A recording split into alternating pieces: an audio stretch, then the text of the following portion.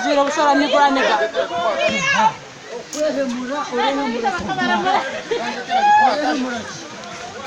Oraya mı çıkar fas? Kafe turgam kız. Oraya mı?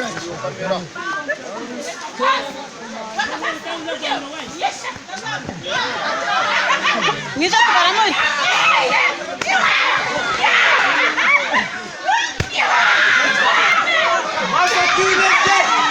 Mohamed.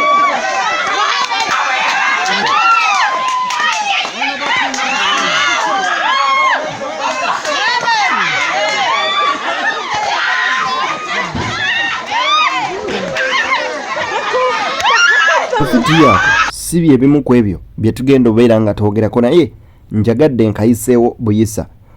Family violence ng'ekyagenda mu maaso n'okubeera nga etambulira ddala mu ggwanga newankubadde ng'enkola y'amateeka eri wansi naye ebikolwa ebiringa ebyo tubivumirira. Olunaku olwaleero munzikirize tumale okugenda maaso n'okubeera nga tuyozayoza LOP Joel Ssennyonyi agenze maaso n'okubeera nga akakasibwa LDC Law Development Center okubeera nga atuukiridde okubeera lawyer amaliriza emisomo gye.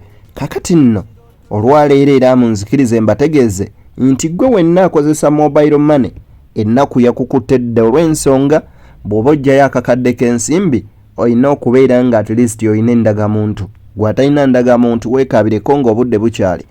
Okusinziira ku Bank of Uganda ekiragiro kyeyisizza ekitandikiddewo okukola kati. Ebyo nno naawe osaanye obitegeere. Beyond the newsroom njagala okujjukiza nti Sheikh Ashraf Odemba musomi wadduwa tutambula naye ate era nga waali ogenda mu maaso n'okubeera nga akuyamba ebizibu ebyo ebyenjawulo. Mukubireko simu eri awo ku screen esembeyo 11. The return of the gladiator Bobi Wine ndaba kyakoze ng'ali wali eri e Bungereza.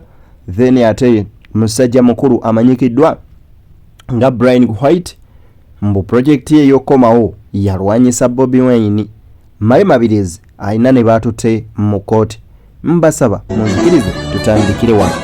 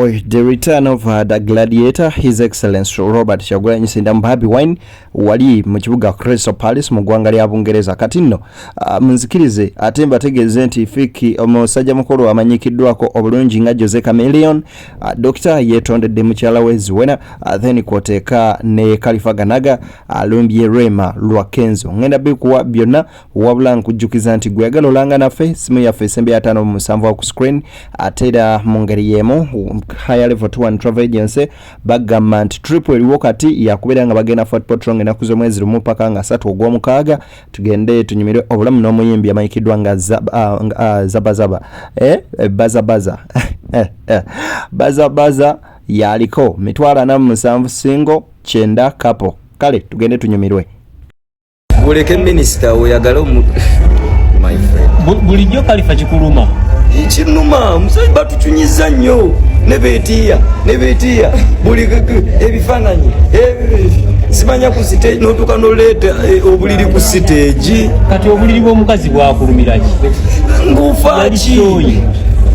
ngufaaki uzi kuyimbira abantu biri byammwe bya mu kisenge owulira kisenge oleese obuseeku omusajja n'omuleeta naye agume nakujayitamu njiwulira njimanyi kalabika n'akatete kakyanoga adde yasome ayongerezeeko kale kyenyinza okugamba Rema tweddira ku muno sister wange kyobola namuyimbira nakakayimba before you go eyo sister oyige we bakwata omusajja kubanga era butayige we bakwata musajja naye oyo ojja kuendera ojja kukola ki dokita jabba agenza okukola ki okujjanjaba abalala asikaali atajje ugambe nti ate dokita tabaawo naddala ffe abayaaye okugezako ebintu by'obufumbo nga munaye mukyala wakugamba kakatulaba badokita balina keya era badokita era nze mbadde ntya mukazi wange oliwangamba mbu agenze mbadokita mbu agenze mu ddwaliro nga ngamba nfudde nze leero nensanga ngaekisawo kisajja iwangambira musemanya agenda mu bino semanya gayina bulo kale kwegamba ekitiibwa ky'omuyimbi kibadde kiweddewo ate Dikenzo nze kyali wange tutobye kuva eri muzisista biki ukitegeera so kati olwimba lunalukoze okumusanyukirako olwekyo kyeyatuuseeko kubanga n'omukyala atafunika abakazi bangi naye gwe bayita omukyala kizibu era naawe oyinza obuli oli mubakazi oli mukyala kale kwegamba abakazi bo bangi era abawala bangi naye gwe bayita omukyala abamuzibu wakufuna so muno waba amufunye ngate abadde amaze ebbanga ng'aliro noli tuwulira bano bayomba simanya balidde Jasmine simanya baani bakaru nantongo na buli omu yeekuuti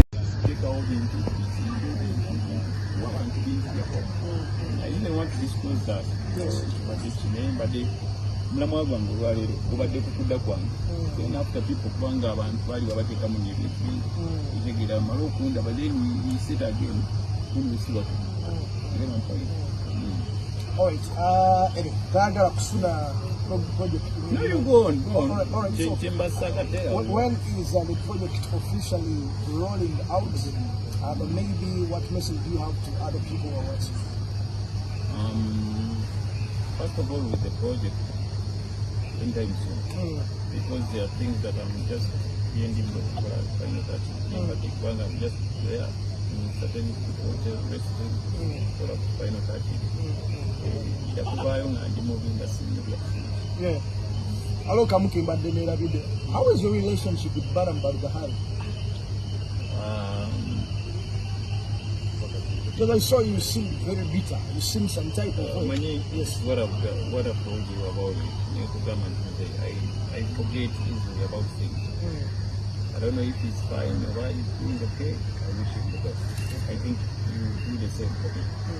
Yeah, because I don't believe in this. Ndi mutulira na Uganda waliwo bakyatuuza n'ajja bw'atyo. I'm a Ugandan and he's a Ugandan.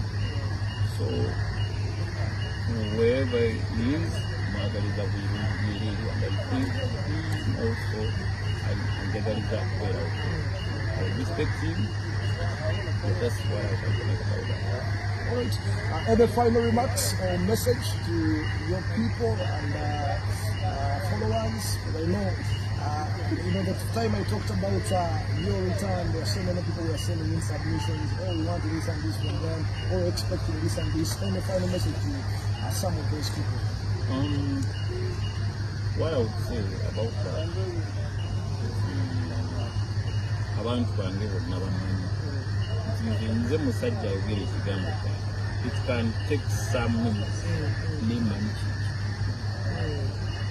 because ebintu byonna ebyo by'okwerimba nabikolako mu myaka gyange abiri and I didn't find any interesting thing about life. Kulimba okwo kulaba kunyuma ng'olimbye omuntu naye bwe bakulimba gweri omuntu okimanyira nti okulimba si kulungi bwe batwagika okukulimba otyabuka nnyo. Kakati bwe naweza emyaka ya 3 plus naliramu ddala neŋŋamba ebintu by'ensi biba birungi. Kati omuntu wajja bwali n'agamba mpaayo sente eziriwa mugambe tewaliwo sente leero tusobola okusisinkana n'enkya wesente naye totuuza wano bantu bali wamagana amala ogenda wali ate mala okufuna kino kenyini weetadde ku pressure oli mu kusumbuwa abantu omala ebintu ninga it was just one tuva naye sirinaamu kisente nandisabye tukwatagane mu ddiini Omulundi omulala.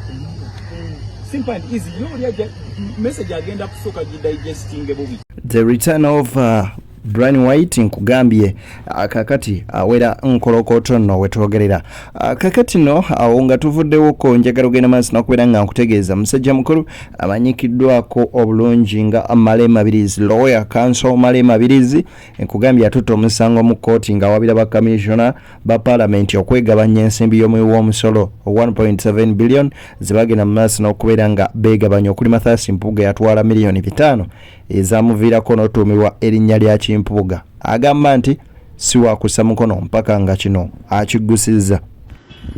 Yes, tuli ku anti-corruption court teseyo omusango namba 7 ogwa 2024 guliko abantu bana abavunaanibwa asooka Mpuuga Mathias owokubiri Sirwanyi Solomon waliwo Prosa Kampulira Afrochani Esther awamu ne Anita Amongo. Abantu abo baguddeko emisango okusooka kwa kukusa ssente money laundering, tubagulako ogw'obubbi theft, tubagulako ogw'obufere conspiracy to defraud, tubagulako okufuna ssente mu lukujjukujju obutalimani by false pretense. Awamu emisango egyo giwere 10 actually giri misango 10 etubaguddeko. Abantu bano bonna nga bwe mukimanyi baatula mu lukiiko nga 6 May 2022 ne bakola mu lukujjukujju ne begabira ssente awamu ziri obukadde kawumi kamu n'obukadde 7 abagamba service award. Twetegereza amateeko malebbanga yonna tusuula nti teriiyo tteeka lye baali bakozesa bwali bufere bwali bukujjukujja ifraud bwe bakozesa. Akati buli omu asirise ayingira ajja kubavunaana kubanga kananga mumanyi naye muyaaye libi ajja kubavunaana kuba Amongo byonna yabatwala. Kati ffe nga ba citizen tulina eddembe okugula emisango ku bantu bano. Of course tulina obuzibu otusanga obuwerako ng'amateeka gamu ag'ekiyaaye olaba Anti-Corruption Act bagamba tusobola kugiyitamu kubavunaana ogenda mu Leadership Code Act bagasobola kugiyitamu kubavunaana yesiga amateeka gokka eri amateeka g'okusasa n'ebirala.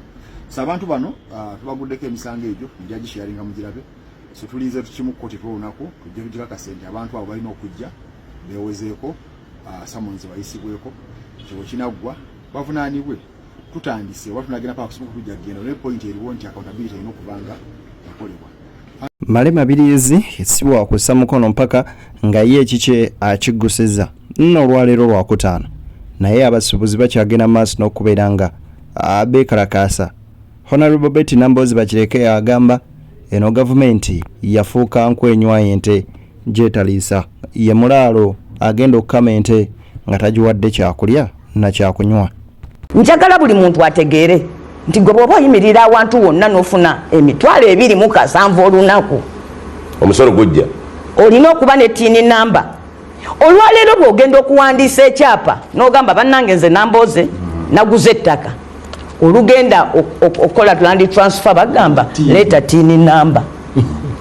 Kakati nze olw'okuba nafu ate gweraba bitandisanga byandaga muntu ettaka eryo zambali kiwulire tesikugula kwokka ne bwemba kati nganze jjajjawo namboze nga nze nfudde nga nkuwa n'oba ng'ojja mu mannya gange ozze mu mannya ga Zambaali wampa buwi nga muzzukulu olina okuleeta tin namba era n'oleeta ne siringi 5 ez'omuwendo gw'ettaka eryo siringi 5 kyokka neeri waliyo owero si wanu agamba mpa 10%. Owulidde naye n'onagamba nti buli miliyoni emu gy'otunda ku ttaka tuweeko emitwalo emeka 5. Okiwulidde ne bw'oba toguze ggule naye ng'okyusa kyapa kigende kikufaanane. Bano nabayita emukono ng'enduulu eri bo kye baakola baatuula olunaku lumu buli eyafuna tiini namba ne bagenda ne banoonya ennamba yey'essimu ekibuga kata kikwata omuliro gwe tukubanja biliyoni 9 gwe tukubanja biliyoni gwe tukubanja bwe nategeerera nti batabuse omu ku bantu benkola nabo bentambula nabo banaba saasira nga bamugamba tukubanja miliyoni 13 omutima tu ne bamugamba nti twajjukira nti walinako ka botiiki ekireka wakaggala. Owulidde okukkakana mu kwewozaako nti kale byonna tubitegedde nereeta waawe 97 obijjako kakati bassebo ne bannyabo waliwo ekintu kimu kye twabagambanga gavumenti eno tesuubula yejja mu by'okusuubula byagirema ate bwe yali yejja mu by'okusuubula n'amabanja netugalya mangi kati bo basigalize ekintu eki bagenda kukyajinga income tax ku kye tuyita non-business assets. You don't take time to listen. Okyayogera kuwa influence bagambye bw'onooba otunda ettaka oba otunda ennyumba yo ojja kuddayo osasulenga gavumenti eno mu proposals ebaleese. That's why there is no nkugezaako kuwa the real debate is here. Ng'okyoyogera kyekiri kye nagambye ekiri atabaala neyasigadde waka kijjamu gwe omuntu ayinza okuba ku TV ng'alowooza abo boogera ku byabasuubuzi balimbyawo byabufuzi ogenda kubanga bw'ogula ettaka bw'otunda ettaka lyo gavumenti ekima 5% ku ssente z'otunze ku ssente z'ofunye ku magoba ago g'otunze. Buli omu bagenda mukozesa risiiti eyo kitegeeza ojja kukolanga endagaano n'ow'ettaka agenda kuba ne risiiti nkutidde ngezaako okubuulira nti please kino tekiri ku musuubuzi yekka kigenda ko ng'ojja kikutuukeko. Gavumenti agala buli wetufulira ssente ng'oyanika otandise okuyiga ebirina okusetinga direction ya pace mu program. Ekyokubiri ng'ovudde ku ekyo kyokka mu proposals ze baleese bano aba URA kwe kukendeeza omusolo ku mwenge guno ogwa kombucha. Halwa buno buzaamu amaanyi simanyi gye kombucha kuba nze sigunywa naye nze nkubuulira biri mu taxi nti kombucha baga nti bannayuganda mubawa omwenge mungi banywe nnyo bagangayire. I'm telling you owakana temwakire gavumenti ya minisita Kasolo mwami Kasolo si ye ng'omuntu gavumenti yaabwe mu byereeta kwekendeeza omusolo ku mwenge eguteeke kwona atunda ettaka lye. Nkuwa ekirala gavumenti ya mwami Kasolo esonyiwa abantu buli mwaka omusolo gwa buwumbi 600 abataguwanga munnayuganda yalina okugubaweera ngabo besonywa bebaluwa mpako ku example izo gantu abo bonna benkubuulira beba musiga importers. I'm trying to tell you tomulidde nga ga Uganda Hotels Owners Association omanya abaleeteramu ebintu nga si bya hoteli abo nabo bali omubandi tofa. Don't worry, you'll get your chance and speak. Kakati bwe tujja ku ekyo mu kirala kye baleeta ye fuel levy okujongeza siringi ndowooza 10 ne siringi 3 ku mafuta g'ettaala. Manyi gavumenti yona eyagala nnyo omulimi n'omunaku akyali ku mafuta g'ettaala. Kakati omunaku ali eyo mu kyalo mwami Kasolo agamba ne mwami Museveni nti ku mafuta g'ettaala g'obaddeko katadooba nti ayagala nnyo okozesa amasannyalaze ag'ebbeeyi agayitawo kakati nago agongeddeko essente kerosini amutaddeko. Ekituufu ki Uganda kinyuma olunaku olumu His Excellency Robert Kyagulanyi Ssentamu yagamba mujja kiwulira naye ndowooza kati we tutuuse buli omu akiwulira. Ate kuumira mpeera bankoomere mubeere bulungi ate mweraba baana ba Daddy.